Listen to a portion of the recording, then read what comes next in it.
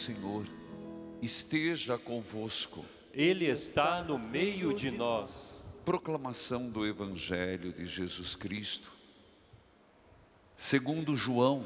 Glória a vós, Senhor. Filipe encontrou-se com Natanael e lhe disse: encontramos aquele de quem Moisés escreveu na lei e também os profetas, Jesus de Nazaré, o filho de José.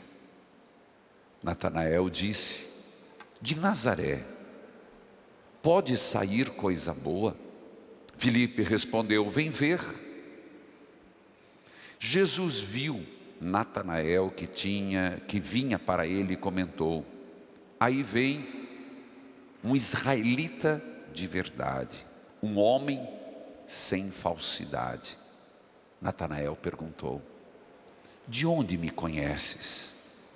Jesus respondeu: antes que Filipe te chamasse, enquanto estavas debaixo da figueira, eu te vi. Natanael respondeu: Rabi, tu és o Filho de Deus, tu és o Rei de Israel. Jesus disse: tu crês? Porque te disse que te vi debaixo da figueira? Coisas maiores que esta verás. E Jesus continuou: em verdade, eu vos digo, vereis o céu aberto, os anjos de Deus subindo e descendo sobre o Filho do Homem. Palavra da salvação. Glória a vós, Senhor. Que a palavra de Deus perdoe os nossos pecados. Amém. Filhos queridos, povo amado, estamos numa novena contínua, permanente, sendo terça-feira o dia que nós decidimos sempre lembrar Jesus das Santas Chagas. Aqui no santuário, mas não que seja um dia exclusivo e único, porque todos os dias nós clamamos, seja pelo terço, que nós rezamos, rádio, TV, na hora da misericórdia, na hora em que o Senhor morreu, seja o terço das Santas Chagas, a novena das Santas Chagas, pelas capelinhas que durante a pandemia estiveram um tanto paradas, porque era necessário, mas agora as capelinhas voltam gradativamente a percorrer as casas, no Brasil, fora do Brasil, onde eu acredito que todo o fiel que recorre a Jesus no seu ato redentor, porque essa devoção das Santas Chagas, como nos diz Pedro, por tuas chagas somos curados, e nós acrescentamos, por tua cruz somos libertados. Lembrando que o mês que vem, setembro, é o mês da Bíblia, nos seus 50 anos desse mês temático, mas também é o mês de Jesus das Santas Chagas. Essa devoção que tem levado pessoas à beira da morte, clamar, como temos escutado testemunhos, pessoas que estavam na Covid, entubadas, pessoas com câncer, pessoas desesperadas, que onde estavam ficavam repetindo: basta uma gota do teu sangue e eu serei curado. Repita comigo: basta uma gota do teu sangue. Basta uma gota do teu sangue e eu serei curado. E eu serei curado. Filhos, percebe que essa devoção ela vai direto na essência da nossa fé. Poderíamos usar a palavra cristocêntrica, mas para que compreendamos melhor foca-se em Jesus e no ato redentor do seu amor. Por isso é tão eficaz. Por isso é uma devoção que tem nos dado tantas respostas. Por isso é uma devoção que tem nos fortalecido nessa caminhada. Mesmo porque, quando nós olhamos para as chagas de Jesus, as duas realidades são evocadas. A chaga dolorosa de um Cristo padecente, de um Cristo sofredor, do servo sofredor, daquilo que o mundo lhe imputou. Quando olhamos para essas chagas, nós lembramos aquele momento derradeiro da cruz, quando de uma forma horrenda e cruel o crucificaram. Mas ao mesmo tempo, somos chamados a pensar na madrugada da ressurreição, quando este sinal já não doía, essa chaga não mais lhe feria, quando essa chaga já cicatrizada no amor, já era sinal da glória. Então, meus irmãos, medite sobre essas coisas, medite sobre tudo isso, e isso tem crescido como um fermento no coração dos fiéis, a devoção das Santas Chagas. E é essa mesma devoção, com certeza, que Bartolomeu viu.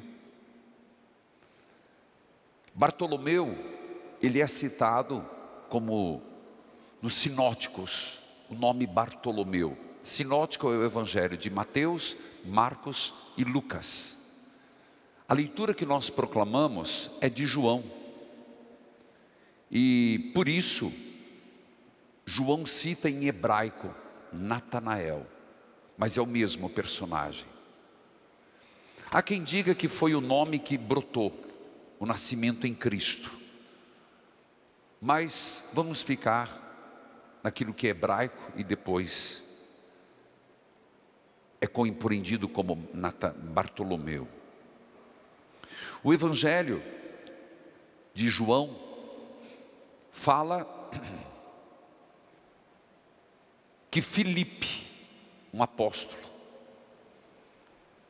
não só encontrou Jesus, como foi falar a Bartolomeu, encontramos o Senhor. Essa dimensão missionária. Não é aqui para falar de Filipe, mas não tem como ignorar esse fato. Como nós precisamos dizer, encontramos o Senhor, mas primeiro encontrar. Aquilo que eu dizia ontem, aquela chama de amor que transverbera a nossa alma, que aquece o nosso coração. Encontramos o Senhor. Veja, Ele não guardou para Ele. Isso nós precisamos mais e mais. Nós precisamos anunciar a Jesus, ao mundo, esse encontro com o Senhor. Encontramos o Senhor.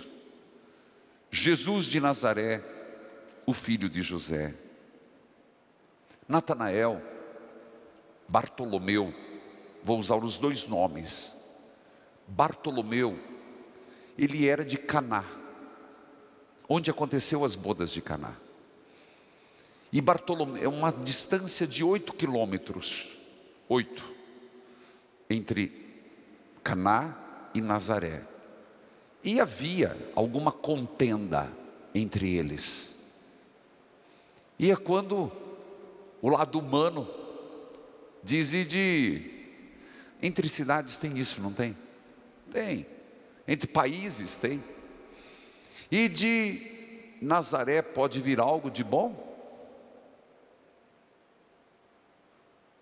Aqui falou o homem. Aqui falou o lado humano de Bartolomeu. Mas depois do diálogo com Jesus, quando ele percebeu que Jesus diz: ali está vindo um israelita, um verdadeiro sem fingimento. Que elogio, hein? Que tremendo elogio. Para nenhum outro apóstolo Jesus fez um elogio assim. Jesus perscrutando o coração. O que está dizendo com isso? Um verdadeiro israelita. O que significa? Um verdadeiro israelita? Um homem que lia a Torá.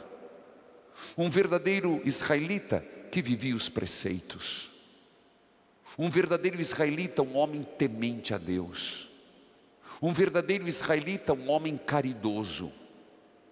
Um verdadeiro israelita, um homem que vivia a sua religião de forma sincera. Isso é impressionante. Jesus não era contra as leis do judaísmo. Jesus nunca foi contra as leis de Moisés. Tanto que nosso Senhor disse: eu não vim para abolir, eu vim para que vivam plenamente. O que Jesus criticava eram as cerimônias sem sentido. Os estudiosos dizem que a grande crítica de Jesus era a cerimônia do religioso e não a lei em si. Mas quando se trata de Bartolomeu, ele reconhece que aquele homem vivia sua fé de forma íntegra. Talvez aqui esteja um grande apelo para nós.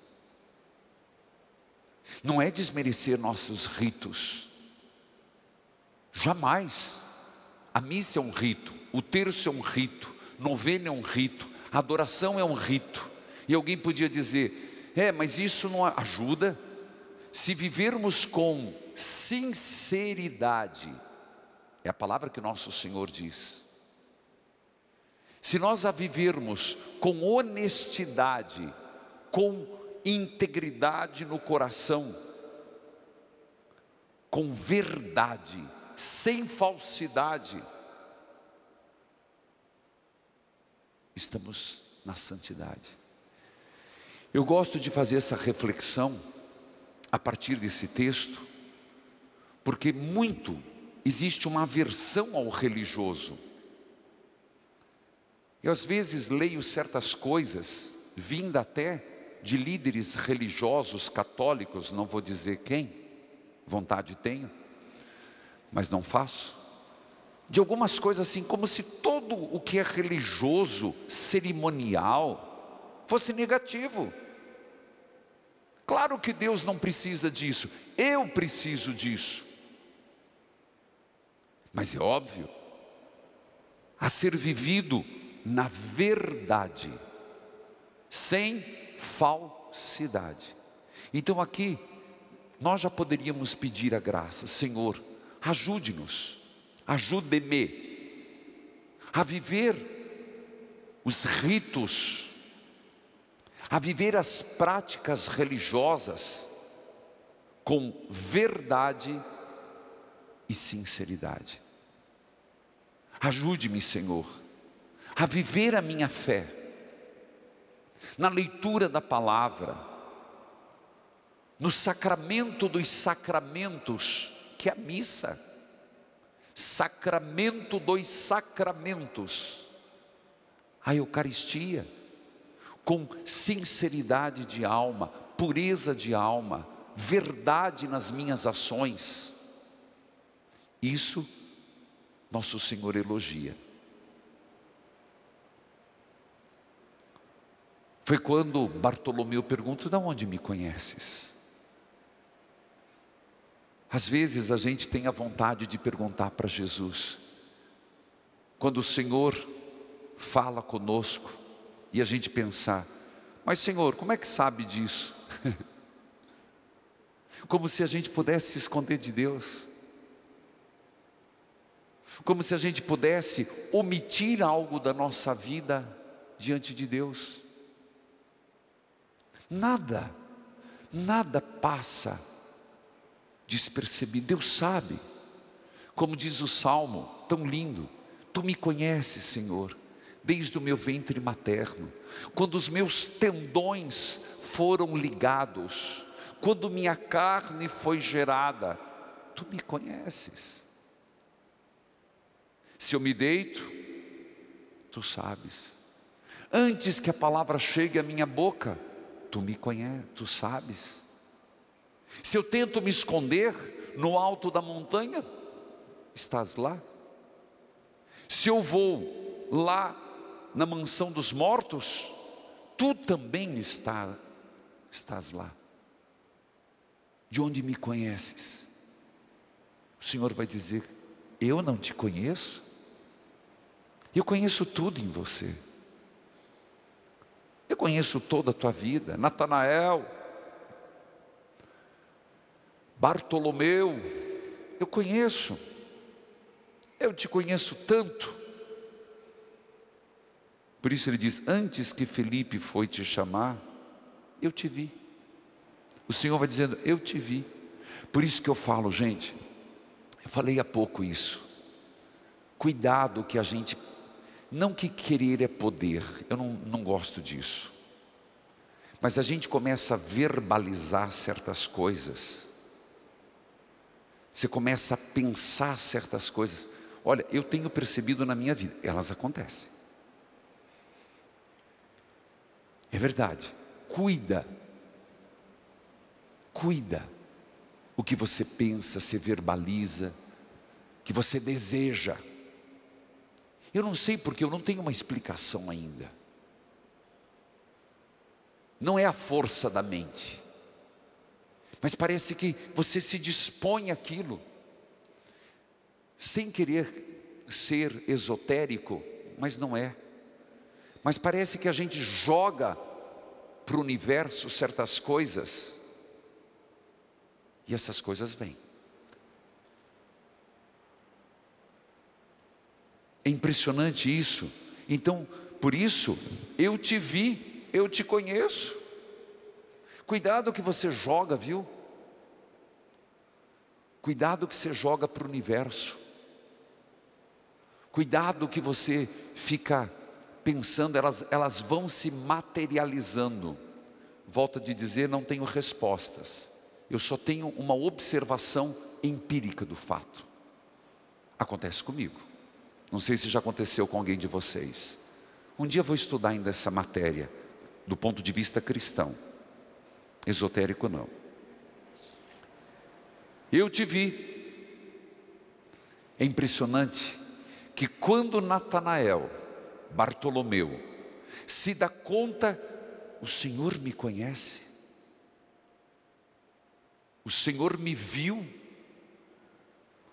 É impressionante que ele deixa até aquela questãozinha de brigas entre cidades. Ele deixa esse preconceito aqui. Bartolomeu foi preconceituoso e faz uma expressão de fé maravilhosa. Rabi, tu és o Filho de Deus, tu és o Rei de Israel.